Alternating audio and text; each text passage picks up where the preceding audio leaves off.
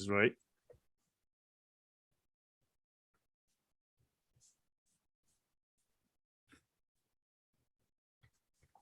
Welcome to the Go Big Redcast. I'm your host, David Gaspers, and I'm with Honky.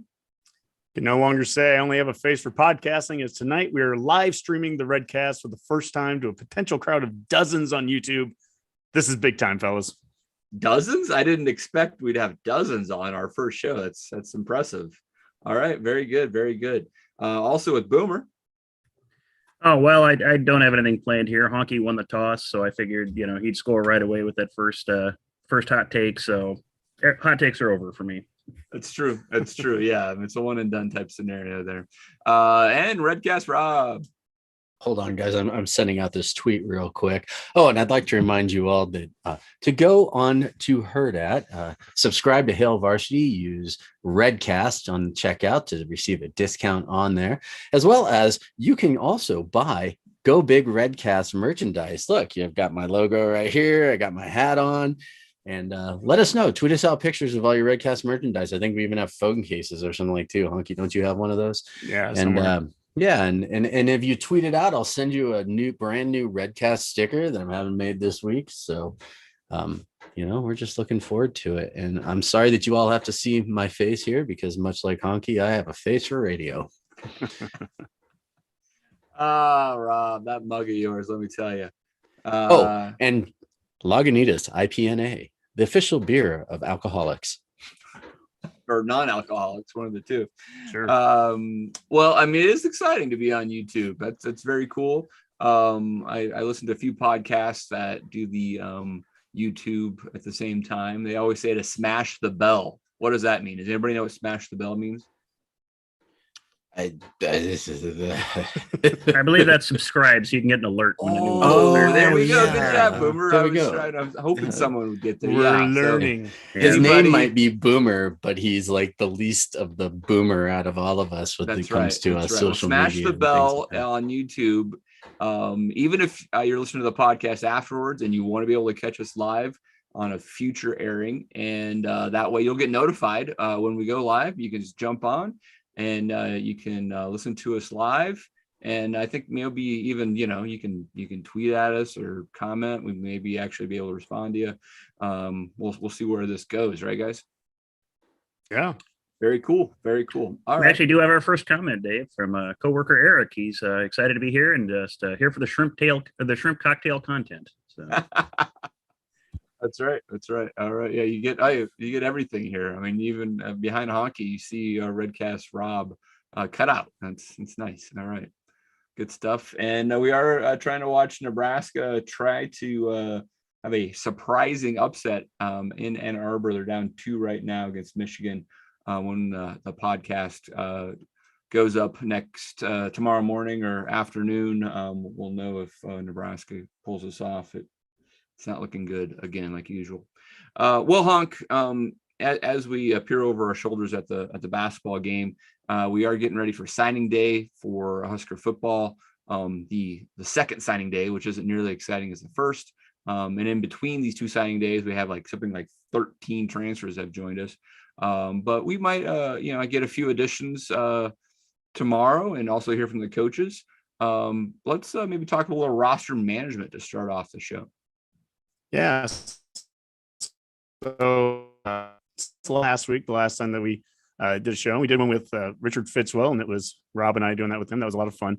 I want to give a little bit of feedback from that show. We did talk about kind of our goals for Memorial Stadium, and I had talked about doing a West Side Hall of Fame, and we actually got some responses. And one of them was from Tyler Kay, who's a associate AD, leadership gifts and capital projects. And, really good guy. Boomer and I met him, and he came over and tailgated with us last year before one of the games. And he wanted to give some updates and said that some of the things that we talked about are already in the plans. Some of the plans actually that are going to be in the North facility. And so I'm sure that stuff's either out there or it's going to be coming out, at some point they'll give more details on it. But it's kind of cool to get some feedback there, and that he just wanted to make it very clear this is really important to Trev, that they do this right, and they want to make sure that they get the feedback from the fans. So it was really cool that he listened to it, and he appreciated our discussion. Since we had that talk last week, from a roster standpoint, Dave, Nebraska's lost a couple players. Wyndon Huuli, he entered into the transfer portal and ended up going back to his native state of Hawaii. And then we also lost Jordan Riley, defensive lineman, who transferred one to the transfer portal, and he went to Oregon, where Tuioti has gone to. So Tuioti also was responsible for bringing in Huuli there. So, you're going to have a little bit of that transition when you're losing a coach like that too. But we also brought in a player, Northern Iowa transfer, Omar Brown, 6'1", 200, and he was a FCS defensive freshman of the year back in 2019. He has 2 seasons of eligibility left. So right now that leaves us at 89 scholarship players right now on the chart that I'm looking at from Omaha World Herald. Somebody on that still Daniel Cerny. I know he's not going to be around here. We need to basically be at 88 scholarships. And there's a couple of guys that are still scholarship guys or will be scholarship guys, but they could be walking on just for this year. Some new guys that are just walking on for this semester just to make numbers right. So they need to be down to 88. But I think the general theme that I kind of wanted to talk about from roster and recruiting and everything was just, I think, some of the narrative that's starting to get created, both in-state and out-of-state recruiting, about how Nebraska is doing things a little bit different than what they had in the past. Joseph on the radio saying they want to put a gate around Omaha and Bellevue and around the state. On Friday, January 21st, Husker coaches went across the state. Barrett Ruud was in Scottsbluff. Joseph was in Omaha. Burke, Omaha North, Creighton Prep, Central. On Tuesday, January 25th, Ruud was back in Omaha again. He went to Omaha North, Creighton Prep, some other ones. Sam McEwen wrote an article about how NU is stepping up their recruiting in Texas and Louisiana with Applewhite and Joseph and Bush. And then this is in addition to all the work that they're doing right now in Missouri. We saw quite a few photos of Frost joining Bush and Joseph down in Kansas City. So you just see there's a different emphasis going on in state. And I think that 500-mile radius, and then some of those coaches that new coaches that they have specific areas that they're experts recruiting in, you're seeing us start to kind of get our foothold in some of those areas. Yeah, no, it's a really good point, Honky. It does kind of raise the question of what the previous staff was doing, both right and wrong, I suppose. That this staff is kind of altering. It's interesting. It does seem like Bill Bush and Mickey Joseph bring a different energy to the recruiting front, which, I mean, that's their forte, and it's nice to see that we finally have that. It is a little surprising that we didn't have kind of a recruiting, expert beforehand. It felt like that was Ryan Held, right? I guess. But maybe after, the 3 or 4 years here, he didn't have quite the same energy for it. I don't know. It does seem like, it's definitely been rebooted, and that the response from players is a lot more positive. Yeah. Well, and, we've always talked about with in-state recruiting is not to be slow playing things, right? We're going to recruit these kids like you would anywhere. And to that point, I mean, look at the 2023 class right now of in-state offers. We have offers out to Sam Sledge and Maverick Noonan, both of them legacy players from the Omaha area.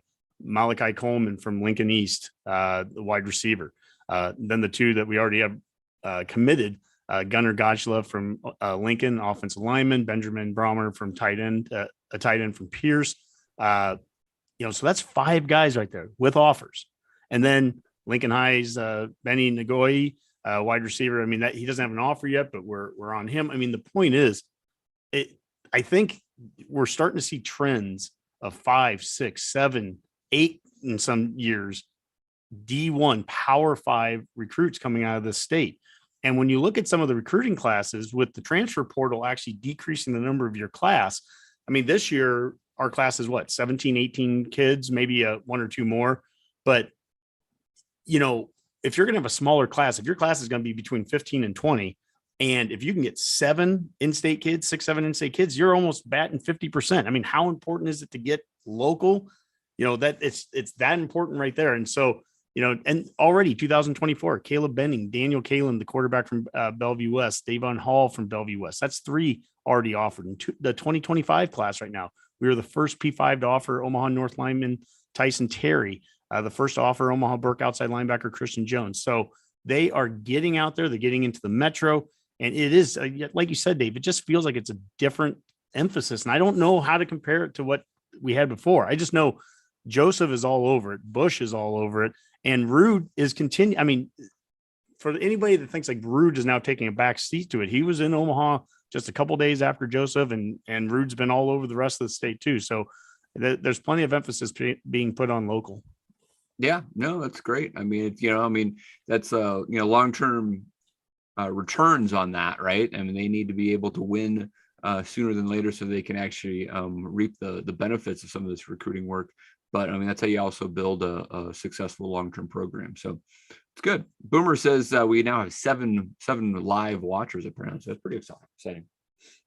Yeah, one of the other things too about recruiting that I've noticed from this roster is that we have a really young roster at that too, right? We don't have a ton of seniors on this team, and same with juniors. We've got a lot of freshmen, a lot of sophomores, a lot of redshirt freshmen, and so even bringing in a recruiting class right now, I mean, the players that we want are players that are going to have some experience. I mean, there is absolutely no reason why it should be wrong for them to be bringing in players that are transfers from proven D1 programs that are going to produce for us right now, especially in year 5 for Frost, where again, I don't know how many times we have to emphasize that it's a must-win year for him, right? So he's got to bring some of these guys in, and but the quality of the recruits of the freshmen that he's getting to are I think they're pretty high quality guys as well. So, and I think that hopefully they're going to fit Whipple's offense or, just, the defensive scheme that we have to continue to build that pipeline as well. So,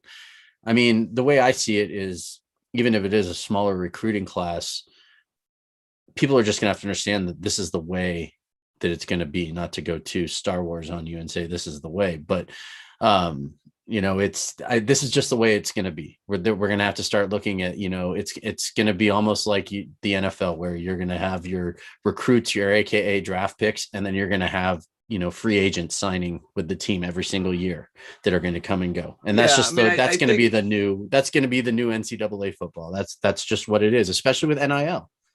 These guys are going to start coming to schools where they can get paid as well. Well, they may get paid the first time too, right? To actually come. I mean, Lane Kiffin had a quote today in an article saying that, that there's different teams playing with different salary caps out there, right? Claiming that Texas A&M has 5 to 10 times the money they have for NIL than they had at Ole Miss. And so he was just, saying, hey, they did the hard work to get their players, and A&M just buying them. But that's coming out of high school, right? In the transfer portal, clearly, some of the guys that came to Nebraska, and some of them have left, clearly have capitalized on NIL because of that move, and they have one free move, but after that they don't. But you can also capitalize on signing at a school that you think you have NIL potential at, or already have deals in the works. So Bush's Heisman back. That's I think that's really what we're talking about here. Yeah, no, okay, but I'm just saying, I don't expect us to only sign 12 or 13 high school kids every single year. I think it will get back more on normal 18 to 20, but I do think they'll probably be saving some every year for the transfer portal. But we're going to be losing people, right, Honky? It's not like it's going to only be one way. I mean, we're not going to be like Northern Colorado losing 28 kids in one season, but that's a whole different poor story. Ed. It was sad to read that. Poor Ed, those darn kids just transferring, like the 5 that had to transfer because they got cut. I mean, these kids transfer for all kinds of reasons, like when you cut them from the program. We're talking Husker football here, Rob. Oh, I'm sorry. Honky, I do think it was funny though. McCaffrey said that it was unfortunate players who were unhappy will transfer instead of trying to work out the situation with the coaching staff. So considering his sons have transferred like 15 times combined, but that's a whole nother story. The breakdown, like you said, Dave, I think we might get back to more normal 18 to 20 recruits a year. But even that, when you think about it, is that even normal when it's a 25 cap, right? Sure. In a normal year back in the day would have been 25. I'm just looking at the breakdown right now. Again, on the World Herald has a really good scholarship distribution chart. And right now it has us at 89, and it lists 9 seniors. It lists 17 juniors, 28 sophomores. That's where the big chunk of our team right now is, 28 sophomores. And then there's 22 redshirt freshmen, 13 true freshmen coming in. And again, we may add a freshman or two tomorrow with the second signing day. But the point is, if you look at that, that's 35 redshirt freshmen / freshmen plus 28 sophomores. I mean, was that 63 of your team or sophomore or younger, right? Exactly. And so the transfer portal also helps you with roster management to balance some of the team out, to bring in an older guy or two in some spots where you needed it. And so looking at the quarterback position, Casey Thompson's really helpful, because if we didn't have him, we don't have anybody on that junior or senior column, and there's other positions that are similar. So the transfer portal, it's just, this is the way it is. And NIL, it's the way it is too. And I don't know what's legal or not legal, or what is not legal anymore when it comes to in terms of like the Lane Kiffin stuff about, look, if some kid is getting paid through the right channels, correct, through A&M, then if it's coming through the right channels, and my understanding, and I read some stuff where they were saying, the important thing with NIL is the proof of performance, that, it's not just about somebody coming in and just, here's $1 million and you don't have to do anything.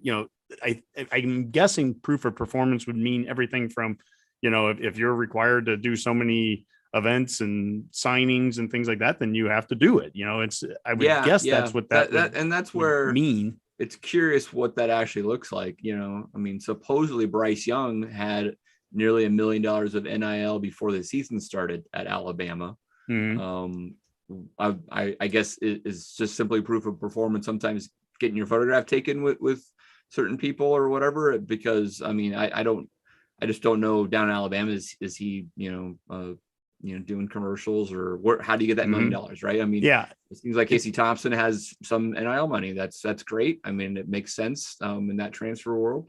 What are we going to see Casey Thompson do, right? Well, he was going to Texas anyway, so chances are he was getting NIL money before NIL was even a thing. But well, like Ewers at Ohio State. That was one of those things.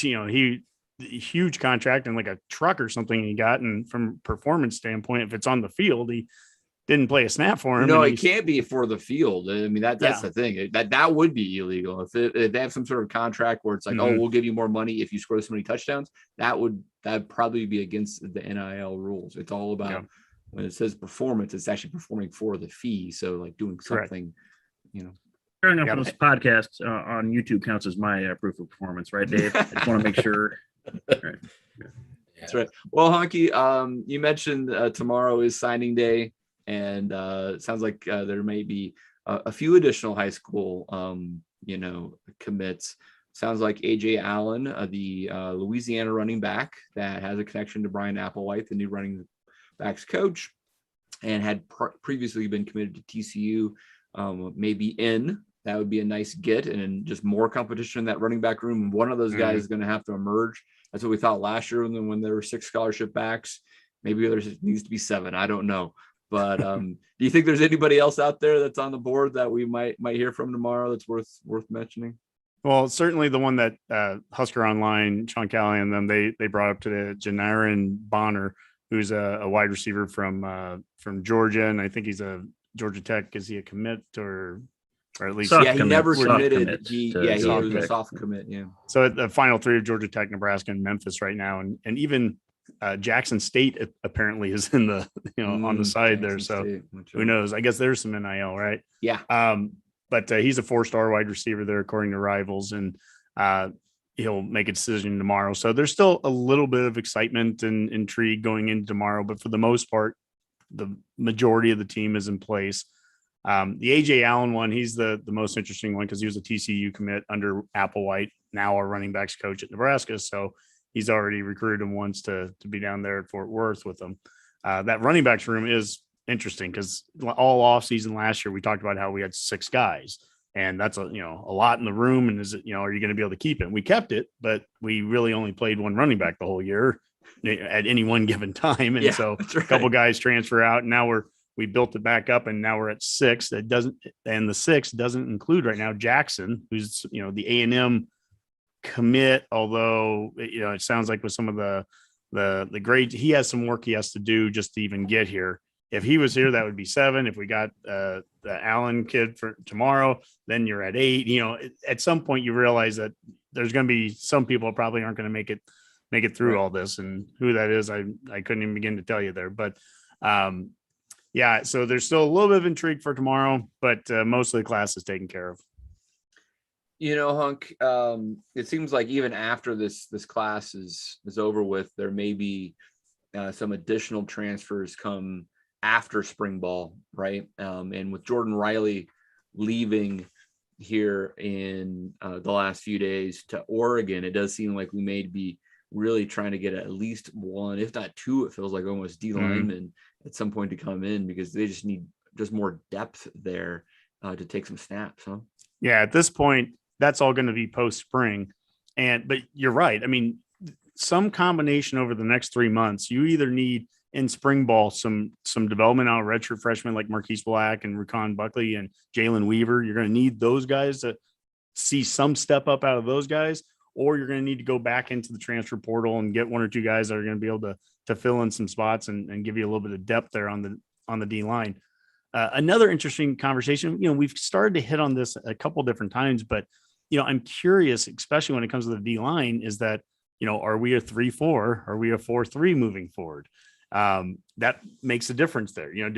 How many nose tackles are we going out and getting versus, are you getting two defensive tackles that are, more 3 and 5 technique kind of guys versus the 0 technique guy right on center, Damian Daniels kind of player. Cause that can alter how you line up and what you need. Yeah, that's really interesting. I mean, they've not made any official announcement. We've switched our defensive format, and then we all know that we saw various parts of 4-3. But I can't remember what radio show it was. I think I was listening to Sam McEwen speak, but he was talking about the departure of Jordan Riley, and maybe it was Mike Schaefer. I can't remember. Anyway, I apologize, guys. I listened to everything. But they were talking about what the defensive line look, and and I'm expecting them to mention Hutmacher, and he actually was like, your front four is going to be Tyler Robinson, right? I'm getting his name right. Yeah, Ty Robinson. Yep. Ty, yeah, exactly. And then Casey Rogers, and then saying that it would be Tanner and Nelson on the ends, right? That's like envisioning a 4-man front clearly, in his head. And I was like, yeah, it's interesting that this transition's kind of happened, and not that they won't run a 3-man front with one of the big guys right in the middle over the center, but it seems like they have definitely showing more 4-man front going forward. Mm-hmm. One of the things too, I can't remember if it was like Will Compton or somebody else talking, and it could have been a pro guy, because like you, Dave, I listen to a lot of different stuff too, but one thing they said was everybody runs a 4-man front these days. It's just whether or not who it is that they're going to be rushing once the play actually starts and develops, and are they going to throw a blitz in there too? So it's just a matter of how are they going to be masking a lot of this stuff, I think, as well. So yeah, it depends on how you're lining up your tackle, though, right? To Honky's point, a 3-4 is very popular in the NFL. That's why we supposedly transitioned to it. It's just harder to recruit, I think, because you need the one guy that can essentially take up 2 guys right in the middle of the line. And the advantage of going to the 4 is you don't need quite that same one dominant guy. I don't know. It'll be intriguing, because if they don't feel like they have a replacement for Daniels, they might just have to play 4-man front out of default a little bit. Yeah, kind of off topic, but I saw that Eric Sockinson said that I'm channeling my inner PJ, which is actually kind of funny because I'm wearing my PJs. So, yeah. I don't know, Rob. I don't think you've had Botox recently. You look good, man. You do look good. Yeah, you stand under the sun. You're using the moisturizer. As I like to tell Honky a lot too, I work out. Boomer, how is our YouTube followers going? We have anything else happening there? Well, we're still at a robust. Oh, we're up to 9, so that's a massive improvement. And hi, everyone. We've gotten some comments from Caleb, who wanted to remind us that the bell was to turn on notifications when we upload. Jack Hangy, I think is how you pronounce that, says, "Hey, I know these guys." And Generation Red Live says, "Howdy, gents." So nice. Yeah, if any of you are listening, have comments, just throw something in the chat, and we'll try to work it in. So got any questions? Everyone. So this is the first try for us. We're hip. And Generation Live, today I'm enjoying Diplomat cocktails. So something light for a random Tuesday. So Diplomat's excellent. So, Honk, another thing I wanted to touch on really quick is tomorrow, I imagine we're going to get some interviews from Scott Frost and some of the position coaches that we haven't heard too much from. I mean, you have anything you're kind of going to be listening for with those interviews, just from tone and tenor, et cetera? Oh, I don't know. I don't take a whole lot. I mean, basically, this is a scaled down version of what we already would have watched back in December. Sure. So don't get too many interviews there right now, though. So yeah, hey, anytime we get to see, Frost and the guys getting interviewed, I mean, it's good to see. But no, I mean, there's not a lot of takeaways. I don't really have at this point. Some of the takeaways I have are there's quotes that happen that are kind of under the radar, and to me they're wowza ones. And there was one that was in the World Herald a week ago. We posted it, and it was 1 minute into his praise of new Nebraska wide receivers coach Mickey Joseph. Bellevue West coach Michael Huffman drops a wowza. He goes, "There's no doubt in my mind Keegan Johnson and Caden Helms are Huskers if Mickey had been there." Huffman says of his former receivers, Johnson just finished his freshman year at Iowa. Helms signed with Oklahoma. To me, that's a wowza kind of a statement from a coach at a school, Bellevue West, that has been pumping out as many P5 kids as any school, in the state, and continues to have kids that we're going after, Kalen, the quarterback, and Devon Hall, and wide receiver, and so on. So that's a big statement. I don't want to turn around and go, this isn't who do you blame before. To me, it's a sign that things are changing with Joseph here. I think Joseph he started his coaching career 20 plus years ago in Omaha for 1 year in the high school level. And he's a guy that when he attaches himself to an area and to high schools and to coaches and the players, I mean, he just really builds relationships and he leaves a mark. Some guys have that talent and some guys don't in recruiting.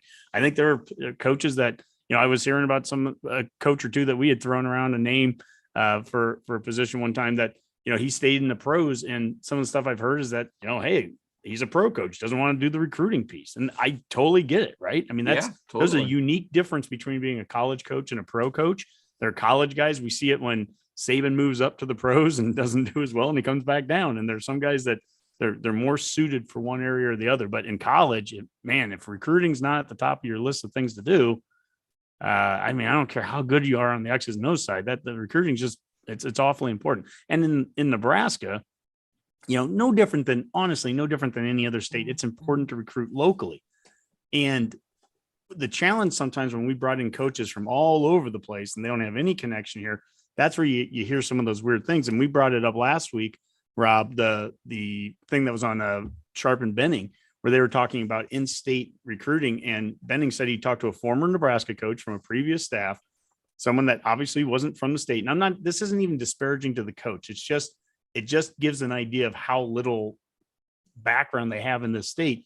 They were confused. They didn't understand that this one team in Class A didn't play this team in Class B or C, whatever it was. And it's just more the fact that, we can't afford to have that. Nebraska, we talked all last week about Nebraska needs to be a lead at things. We need to take care of all the things that we can control and be the best at it, right? We're going to have the best facilities. We're going to have the best strength and conditioning. We're going to have the best nutrition. We're going to have the best in-state recruiting, apparatus together. We're going to control all those controllables and be the best thing we can at them, right?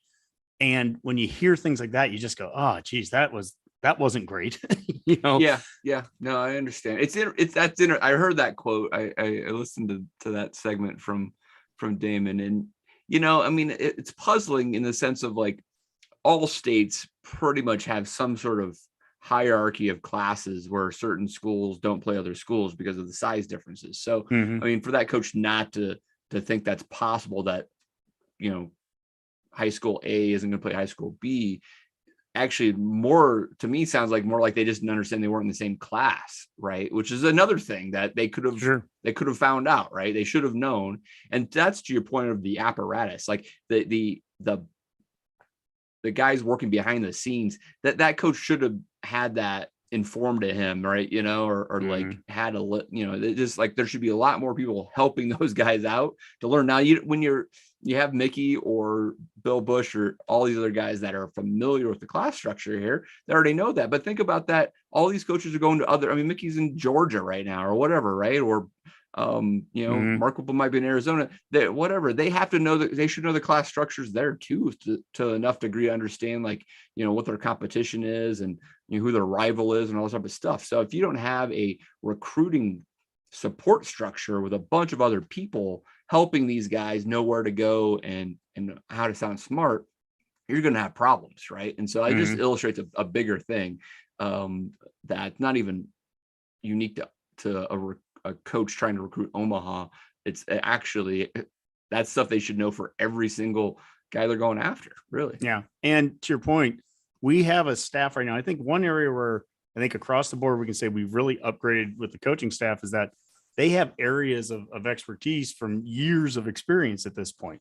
Obviously, Joseph and down south in Louisiana and Texas, and Applewhite down there in Texas. You mentioned Whipple, and he goes down to Arizona, and that's an area of strength for him. Reading here about Donovan Raiola, and he was working up in Wisconsin, Chicago area here in the last couple of weeks. Obviously, he was just with the Bears. He played 3+ years with Wisconsin. Dawson and the East Coast. I mean, we're starting to we have a really good national approach, I think, that's being taken place right now. But again, it all falls back on that, the emphasis that I'm seeing and reading and hearing more of in the last, 2 weeks, 3 weeks, that has me excited is that 500-mile radius, is the in-state stuff, is seeing Frost and them going down to Kansas City. I think it was Mike Schaefer. He wrote, he tweeted something about barring some dramatic change tomorrow. This will be Scott Frost's 5th Nebraska recruiting class without a single high school player from Missouri. They have one player from Missouri on the roster, Vokalek. So anyways, there's a clear focus by Frost and Joseph and Bush and those guys to fix that. And that's really, what more can you ask of the guys right now? I'm looking at our YouTube chat, and someone wants us to name the coach. It needs to be public knowledge. And the fact is, we don't know who the coach was that didn't know the Omaha high schools that didn't play each other. That was a Damon Benning story from on his radio show, and Damon didn't reveal who the coach was. And he just said it was a previous staff, and that was that. But I think it was more to illustrate the point that that's what we were dealing with, and so look, what's done is done. I guess what's in the past is in the past here. I'm a forward-looking guy. I guess if that's the optimist in me, if that's the positivity. Yes. We've always said that about you, Honky. You're always forward-looking. I'm forward-looking, right? I don't point the finger, I point the thumb, or all that, whatever the heck all that stuff is, right? The last show had so much Kool-Aid. I was just drowning in it listening to that show with Richard Fitzwell. So this is like a show of Zig Ziglar quotes going on right now. I feel like I'm in some kind of like a sales training or something. And I'm like, geez, I get paid for doing this during the day. I don't need to do this on the Redcast.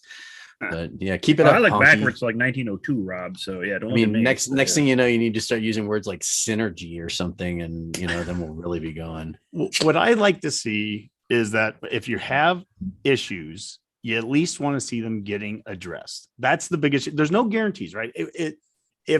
If I sound like I drink Kool-Aid, then I can always come back to none of this matters unless we win games, right? And so back in October, I didn't want things blown up. And this maybe can get into some of the culture stuff here, Trev, but I didn't want things blown up, but things needed to be changed. And the issues that we had were legitimate issues. They weren't small. They were legitimate issues. They need to be fixed. And what I would say is since October, we've addressed the issues from special teams and position groups and in-state recruiting, all those things. We've addressed them. I think we have good people in place, good talented people in place that care about this program. All that's important. That's great. That's what we need. But it doesn't guarantee anything. I mean, they still got to, make it work, but there's some stuff with Trev and culture and things that I've read and watched over the last couple of weeks, I think that are interesting. And there was a quote here from Casey Thompson, quote from his dad, Charles, former player at Oklahoma. And he goes, he said, I read a quote from Trev Alberts that said, we are family here. They want to find a way for Frost to succeed, and they're allowing him an opportunity to do that because he is part of the Nebraska family. They brought back Mickey Joseph, who's part of the family. It has the feel of we want our people to succeed, and we're going to give them every opportunity to do that before we pull the rug out from under them. I think that's a great quote there from him. It's a great statement on support from the AD to the coach. I mean, we can all go back to the Solich and Peterson, relationships there. Nobody would have talked about Peterson as, wanting to give every opportunity for Solich to succeed. Everything we know now is that it seemed like the last three coaches never had that type of support. There's no doubt. Yeah, having that is I think it's a huge statement there. And for him to see that, and Charles Thompson knows a lot of football and he's been around a lot of football, for him to see that, I think that's important. I think part of the culture that Alberts is creating, I thought this was really interesting. They're talking about the financial resources and how they can help Nebraska hire coaches. And Alberts cautioned that money can be easy to spend and there's a danger in coming to feel entitled to it. He said, the second thing is, I'm not interested in anybody who joins our organization who is driven primarily by money. If the only thing you're interested in here is to be a place that has resources, that's not what made Nebraska, Nebraska. Does that make sense? Because this job is a grinder job. This job has always been about people being willing to pay a bigger price than the other guy, players, coaches, administration, everything. That's part of what I love about it, but it's also part of what can be the challenge. I love everything I just read there. I love everything I hear from that. Again, doesn't guarantee us anything, right? But at least I think that's the culture that Trev is trying to create. And you create that one day at a time, one hire at a time. And you get enough people in here that are thinking and moving the same direction. And that's a pretty good sign. So if Trev wants to throw a few bucks our way, we're not above that, Albert. If never... you're listening, if you're on the YouTube feed tonight, that's right. great. That's right. I mean, we've been doing this podcast out of love for a long time. Maybe a few dollars would make it even that much sweeter. Talk about grinding, Dave. This podcast is all about that's right. that. Well, I think one of the interesting ones too was on early break with Sip and Jake, 93.7. They had John Cook on, and they were talking to Cook. Yeah, and that was an amazing interview. Oh my gosh! And he brings up, he wasn't shy about talking about, he went for the athletic director job. He would have taken it if he had to, but he talked about, if Trev hadn't taken the AD job, I would have in a heartbeat, because I just felt like with Nebraska athletics, we were on the edge of a cliff. We had to do something. And so he's so thankful that Trev took the job. And I guess, I'll be the first one to say it. I didn't realize, you hear people and you hear things, and see things on Twitter, but I never had that sense that we were on the edge of a cliff. I was a defender of Moose for a lot of things, and I'll still say, he went and he hired good people and stuff. But I mean, man, there are some things since then that I'm glad we have Trev. I'll just say it that way. I'm glad we have Trev in place now.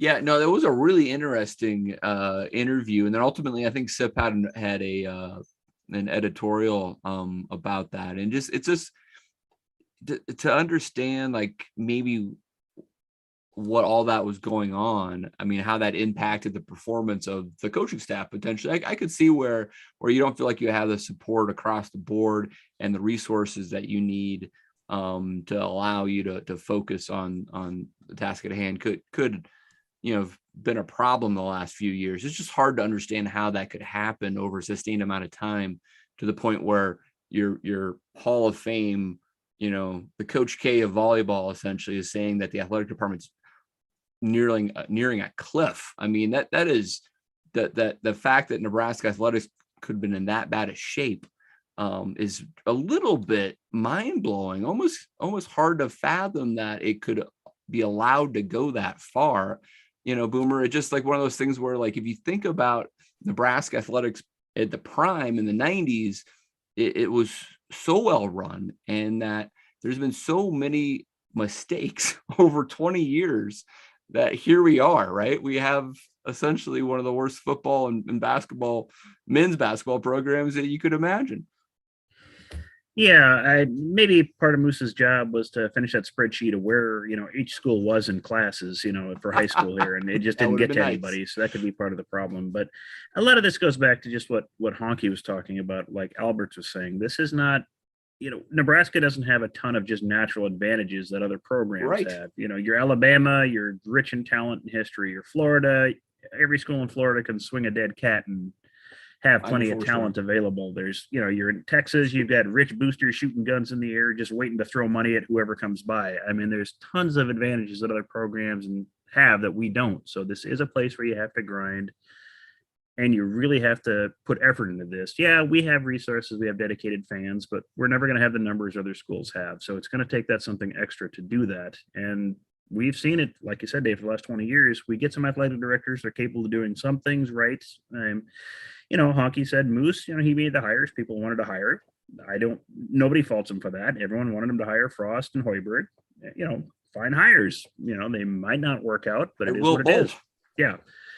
But there's other things that clearly were a huge problem that we weren't able to see as just a casual fan, behind the scenes. So yeah, there's a lot to being an athletic director at a program like Nebraska. It's not for the timid soul. It's not for the person who doesn't want to work every day and put in lots of work, which probably isn't a lot of fun work. Kind of like Honky talked about recruiting, probably isn't the funnest thing coaches want to do. Coaches want to coach, do X's and O's. They don't want to go out and spend every day with high schoolers, but that's what you have to do. And being an AD at Nebraska, there's a lot of things you're going to have to do. So. Well, and what I would say is the coaches that tend to be the best recruiters are the ones that say they love it. I mean, it is a grind. Yep. It's not that it's easy, but they don't look at it in a negative way. And I think anyone that's successful in any job that they have, you know if you love your job or not. And if you're excited and you're look, everything still work. But if you're excited to get in there, you're excited about what you're doing, you're probably going to do better than if you're sitting there fighting the requirements of the job. And no, coaches are no different than anybody else in any other profession. I mean, there's some coaches that, I'll show up, I'll do another, recruiting visit, but I don't want to. I'm not saying we've had that, or I'm not pointing that at any one guy. I'm just saying if somebody has that mentality going on, if they're an AD and they have that mentality going on, it's going to show up at some point. Yeah, I was listening to an interview with Joseph the other day. Joseph.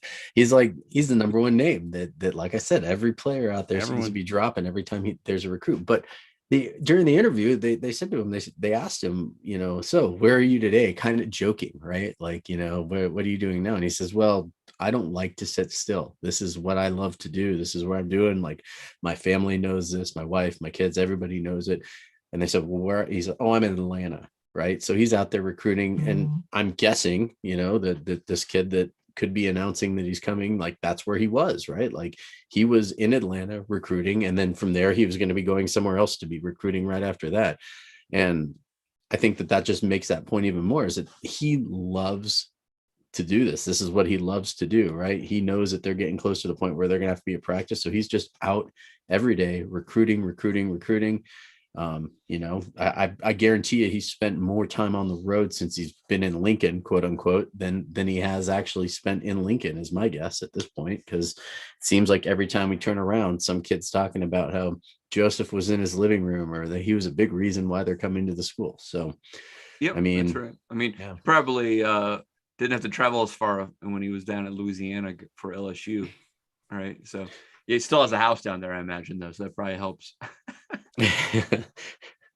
I'm pretty sure, the way they're talking about him, I'm pretty sure he's just welcome to like sleep over at people's houses when he goes there to recruit him. Like, they're probably making him nice dinners and thanking him for coming there, Sure. Well, Honky, I mean, I think the point of this conversation is that, I mean, that Trev Alberts is really trying to establish a culture that can change that momentum, not just in the Nebraska football program, but the entire athletic department. And, I do think it may take a few years to really pay off. And so that's where it's really interesting, where, the expectations for this football program in this season, and what do they have to get done to get year two, essentially. It feels like a complete reboot, but it's not. But I mean, what do they need to do to get one more year? We're going to find that out. But that's really where I feel like this is still almost a long build almost. It's really interesting. They're going 12-0, Dave. Well, I think there's the one part of when you hear from Charles Thompson there, where, he's talking about it's the feel of a family, and how, they're going to give them every opportunity to do that before they pull the rug out from under them. And yet you get this narrative from people of, well, what's it going to take for him not to get fired? Like, this staff is going to be gone after next year. It's the opposite, isn't it? I don't look at this next season as Trev is trying to find ways to get rid of all these guys. I think he wants to not give when them, you give him this much more, right? I mean, honestly, I think if he gets to 6 wins, he's going to be safe. That's my opinion. Sure. What's important to me personally is we are competitive, and we were competitive last year in virtually every game. It would be a real bummer. I don't have a better word at this point than that. It'd be a real bummer to see us, go 8-4, but 2 of the losses are by 60 points, something, just ridiculous like that. I want to, it's not just about record to me. So you're talking no Pelini era type of stuff. I mean, just right now, we are that close. And the issues that we have, again, I don't ever want to downplay the issues. Special teams as an example here. Boomer, we've talked about this forever. Special teams, it's not a small issue to say, well, we just got to get better at special teams. It's a legit thing. We've got to get better at it. But I would also say that from an addressing it standpoint, what do you want? They brought in a new coordinator for it. They brought in new kickers. They brought in new punters. They brought in new, snappers. I mean, everything you can do. It brought in a returner from LSU who's returned kickoffs and punt returns for touchdowns, right? So, I mean, you're doing everything you can. There's no guarantees at anything, but I have no issue that they're trying to address the problems. And that's always been my thing. If there's a problem out there, let's get it fixed. That's instead of, nobody can sit there and say, well, geez, we're going to go 4-8 next year because it's just the same old thing over and over again. What's the definition of insanity? Doing the same thing and expecting, the different results. Well, we're not doing the same thing. They are, Frost has tried different things. He is trying different things now. I agree with the vast majority of the moves that they've made over the last, 3-4 months now. I mean, this is, right. I'm about as I said it last week, I'm about as tickled pink as I could possibly be compared to where I was in late October, where I was down. I didn't know where we were going. I didn't know if we were going to be rebooting everything. I didn't want to see that, but the record was getting worse, but we're right in every game. There was never a point where we were getting blown out. And so what would you rather have, Honky? Would you rather have an 8-4 season where we had 2 blowout losses, 70-10, like we did, years ago or whatever, or another 3-9, 4-8 season where all those losses are single digit? Hey, I want to see 10-2, and I want to see 2 really close losses. That's what I want to see, Boomer. I'm not going to answer that. Okay. Because I'm just not going to answer that question. Very good. Yeah, he just won't answer that question. Yeah, I don't.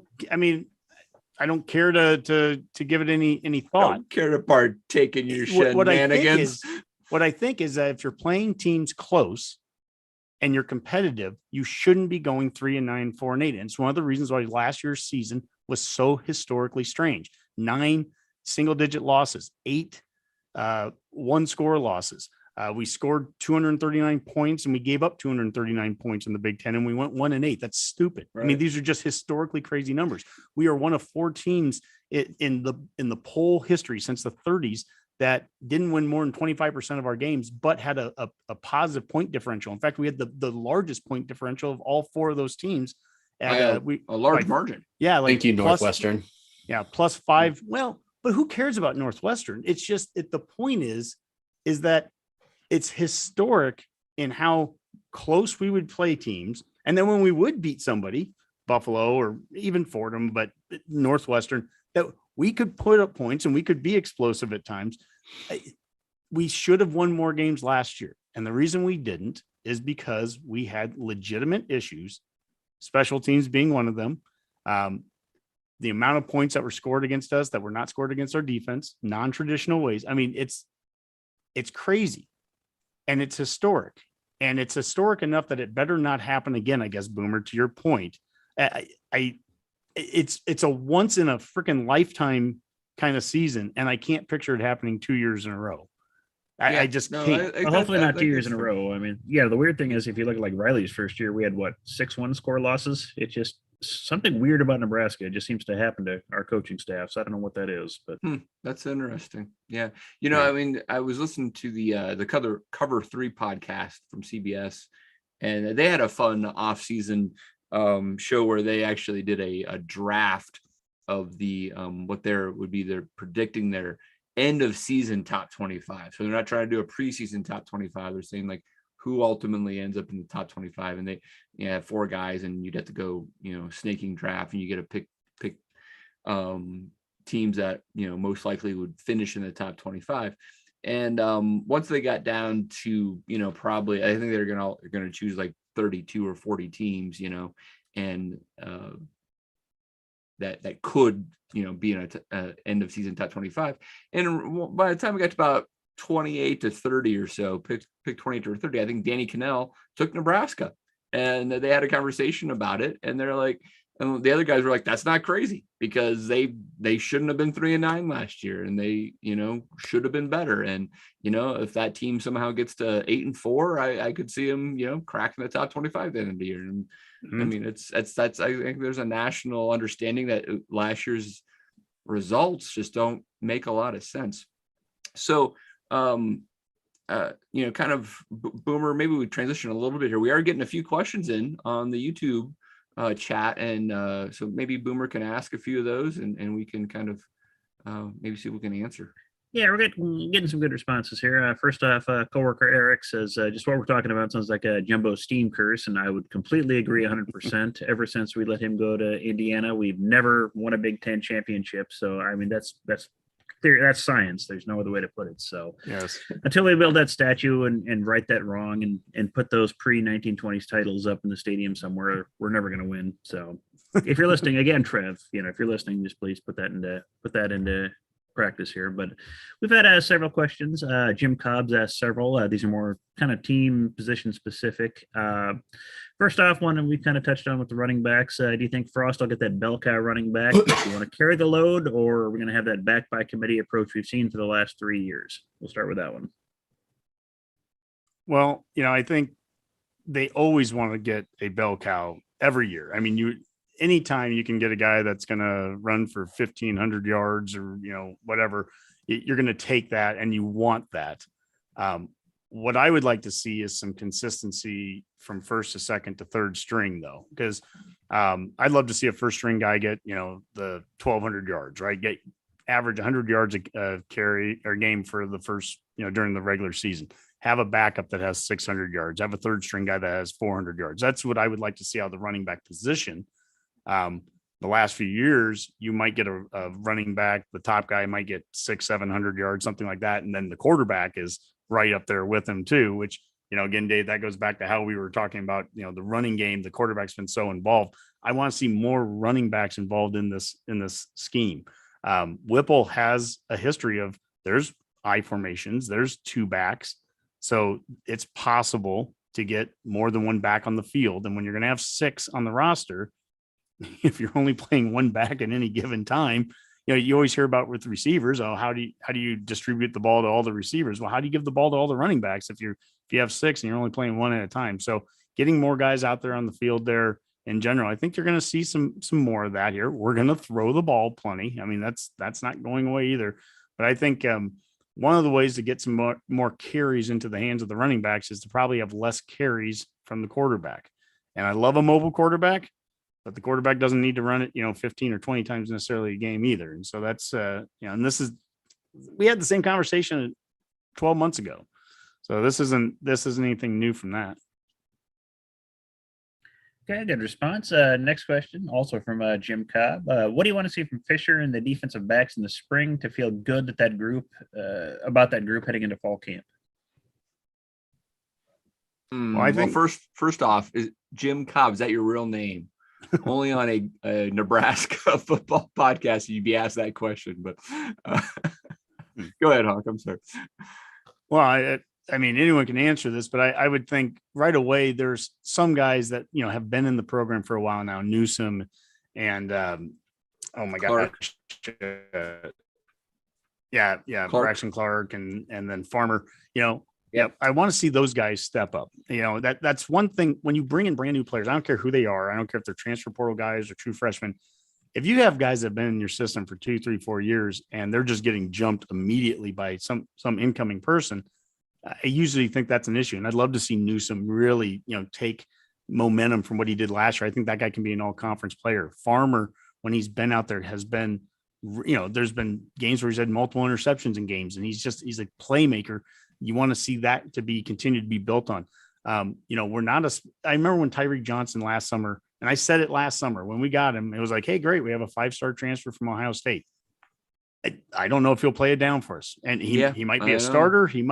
I don't care about the 5 stars. I really don't, because none of that matters here. So I want the guys that have already proven themselves to continue to prove themselves to be the leaders in the spring. And then, they brought in 4, 5, 6 new DBs at various levels of experience, FCS guys that have been All-Americans, and, junior college guys and transfers from Arizona State and true freshmen that are coming in. And I just want to see how those guys come in there and compete. And, we want to get about a 2 deep, just like we would with any position group. Yeah. I'm more concerned about the D line than the secondary at this point, but I mean, you hope competition plays itself out there in the secondary. Mm-hmm. Well, I mean, last question, also from a Jim Cobb, if that is his real name. He says, you hate to lose leaders like Martinez, Jurgens, and Daniels, but is there a benefit to get an influx of 18 newcomers this spring who weren't here last year and didn't go through those close losses? I mean, that's a tough one, because, that I'm going to say that when you get 18 new players like this that are going to be coming in, their mentality is going to be completely different, right? So the 1-score losses aren't going to affect them from a mental standpoint, right? Because they weren't there, they weren't a part of that. So I mean, it's like comparing apples to oranges, because there's a whole new coaching staff. You got 18 new guys on the field. You got a bunch of guys that weren't there last year for the losses. So I mean, really, I think it's just going to come down to how this new staff prepares these new players for this new offense and this, and this defense as they're coming in. So that's a tough one to answer. So do I think it's going to make it better? Yeah, I do think it's going to make it better, because I also feel like some of these coaches, I'm not saying the other guys weren't qualified, but I think these guys they feel like they're a little more qualified, right, to be coming in here and setting us up for these wins at this point. I don't know if any of you guys disagree with that assessment. I just don't know how to compare the two together. Yeah. I mean, I guess I look at it almost to like Honky's point of how he felt in October compared to how he feels now, just in the sense of like, I mean, as a fan, if you feel better because we have 4 new coaches on the offensive side and a different quarterback, even though you think Adrian Martinez is the world of that guy, you're like, we just had to have a change. We needed something to change. We couldn't just run it back again for year 5. I would probably say that some of the players probably feel the same way. Like, we were really close last year.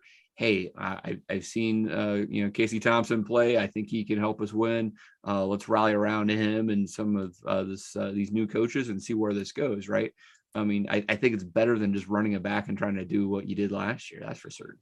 Well, I also think that I hope that there's more players. Like, I want Jim to ask us the same question this time next year. And I want there to be a list of like 8 guys that are basically moving on to like the pros because they played so well. And then we can talk about like the new guys that are coming in the same coaching staff to see how they can replace them. That's when I would rather be asked this type of question. Same coaching staff, but just the pipeline filling in guys from depth, like filling in spots because these other guys were so good they got to move to the next level, not because Adrian transferred, but he also was a 5th-year senior or whatever. So I mean, that's kind of my perspective on it. I don't know.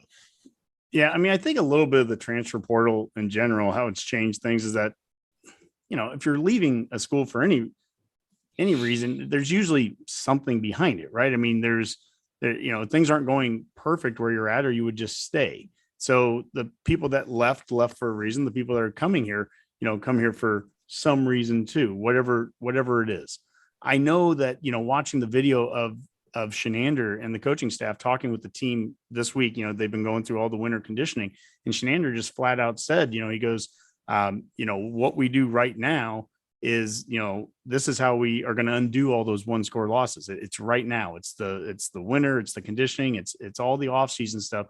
That's where you're going to win it. And he's telling that to 13, 14, 15 guys that are on the team right now that had nothing to do with those 1-score losses, right? But they're part of this team now, and they're all going to be part of the fix. And I think it's something too that comes with the portal and the way that it works now is that, and we've said this in previous weeks, boy, you better be on the team right now. I truly believe it, that it's so crucial to be here in spring. Dave, you even talked about with the D line, we may, after the spring gets done, we may have to go into the portal and get another guy or two for some depth. But I'll tell you what, I'd rather see that depth come from those 3 freshmen I talked about earlier that are going to be going through all this stuff through the next couple of weeks and next couple of months during the conditioning and then going through spring ball. I want to see that depth kind of come out of there, because at some point you can't just, rely on guys that get here in June and expect them to be, major contributors. We saw that Tyreek Johnson, that didn't happen a year ago. And Johnson could be a starter for us next year. I have no idea. Right. But I just know that last year, a guy coming here in June or July, that's not the recipe for, hey, that guy's going to be your starter right away. And we've seen that with Mills in the past, Omar Manning when he got here. And I love Omar Manning. And Rob, you love Omar Manning. And it took him a year, even as a top JUCO recruit in the country, to acclimate. And then finally last year with his second year here, we started to see it. And man, now I can't wait to see him next year. I can't wait to see him in year 3 in this system. Yep, that's right. We call him Booby in this house, for the record. There we go. All right, guys. Anything else we want to tackle before we get some parting shots in? Thanks everyone that was watching throughout tonight. I mean, this is kind of our first go at this, and I'm sure we made mistakes, but we're going to get better. We're going to keep improving, and right. This is something I think that we can see some more of. I know Rob and we've got some interviews planned down the stretch, and actually it'd be great to have you guys on it. Now that we're doing everything through Zoom, it's kind of easier to do some of that stuff than the way we used to, and so. We can get some interviews going with this, do some more live streaming. We'd love to have some of that interaction, get the questions in here. So Redcasters, it's just this is phase 2.0 or 3.0 of the Redcast is the way I like to think of it. That's right. All right, let's get with these parting shots, and I'm going to start with Boomer. Okay, well, first off, DLS with a late comment. Dang, I'm late to the show. Well, don't worry, DLS. You'll be able to go back and watch this whenever you feel like it on YouTube, or listen to it on with the Herd At podcast. So you'll be able to take the show whenever. So you're never really late to any Redcast. So enjoy that. And then I just would like to mention to any of the NCAA commissioners or conference executives that are listening that kind of watching the NFL playoffs these last couple of weekends and seeing how exciting those games were. And strangely enough, they all seem to be played at home stadiums for certain teams. And some of them were in the north, I noticed, above like Tennessee. And it's crazy how that can happen. You didn't have to winterize stadiums. And just the way the crowds were at some of these games, how exciting that was, rather than some bland and neutral site for your playoff games. You might think about doing something like that for college. I don't know. The NFL might be onto something, Boomer. Yeah, I don't know. The NFL might have something here. It's strange how they don't have neutral sites for this stuff. I mean, they have a horrible overtime, but they've got the sites figured out. So football can be played north of the Mason-Dixon line. Apparently, is where you're getting at. It's crazy. I didn't know it could, but yeah, that's crazy. Yeah, it's happening, folks. It's a novel idea. All right. Well, the next Josh McDaniels super fan, Redcast Rob. Sorry, I was getting a little introspective there when Hunky said mistakes were made. We'll do better next time. He was talking about you, Rob. Give us another. Well, no doubt about it. That was totally directed to you. Well, I was taking a little bit personal in my head, because that's exactly what I said to my current wife after she was a little hesitant to marry me after I got divorced with my first wife. So I am, and you're right, I am. I'm pretty excited about the Josh McDaniels hire, mostly because it seems to have upset Broncos fans more than anything. So, I don't really get it. Everyone's talking about something that happened 13 years ago. Again, hey, Rob, I think one of your older sons is as old as Josh was when he had the Broncos gig, for God's sakes. Well, I think so too. Yeah, he's 20. Really, so yeah, he's 20. I think Josh McDaniels was what, like 28, 29, something. I don't know. But yeah, thanks for joining us tonight, everyone. We really enjoyed seeing you guys, your comments on the stream itself. Looking forward to doing this every week, I guess. I don't know. I think might have to shave a little better next time. Yeah, then we could see your face then. So just Yeah, keep the hair. don't do that, Rob. Fair point. Fair point. All right, Honk, get us out of here. All right. Well, baseball checked in at number 20 in the Baseball America's preseason poll. The first day of practice was January 18th, so they've been practicing for a couple of weeks now, and they're getting set to be outside, get rolling for the February 18th opener. So we're already in February now. My gosh, it's just over 2 weeks from now.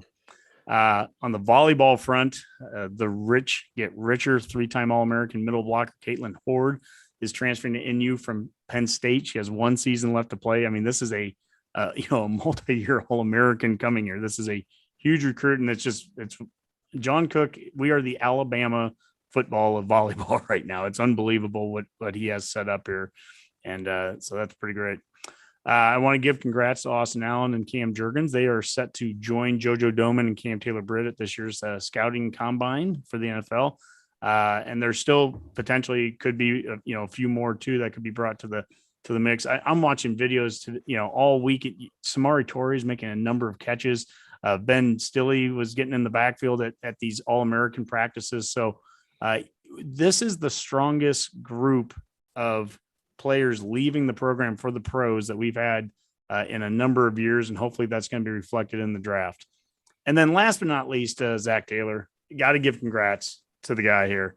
And taking the Bengals to the Super Bowl here. And you have an entire state of people right now basically rooting for the Bengals and Taylor. But I have a story about him going back to spring practice. And I've been going to those coaches clinics dating back to the last year, Solich, all the way until when COVID stopped them. Hopefully there's a coaches clinic again starting up this year. I hope they can do that. But it was in 05,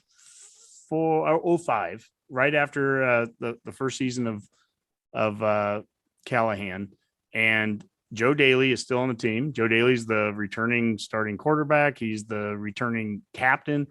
And we were at the coaches clinic. And when they get done, this is probably to me the highlight of the Callahan era, was a 2-hour-long practice, full pads, no green jerseys. I mean, they just let them go. It was a 2-hour full pad football game. And Joe Daly's the starting quarterback, and he starts the practice as the starting quarterback. And I would watch him in pregame or pre-practice, just doing drills. And he looked like an All-American quarterback in all the drills. I thought Daly looked awesome. But once you got him in front of the live bullets and the defense, like Lakeven Smith and, Carricker and Jay Moore and all those guys, Titus Adams are coming after him, Stuart Bradley. And all of a sudden mistakes start getting made. Interceptions are thrown. He's getting hit. Right.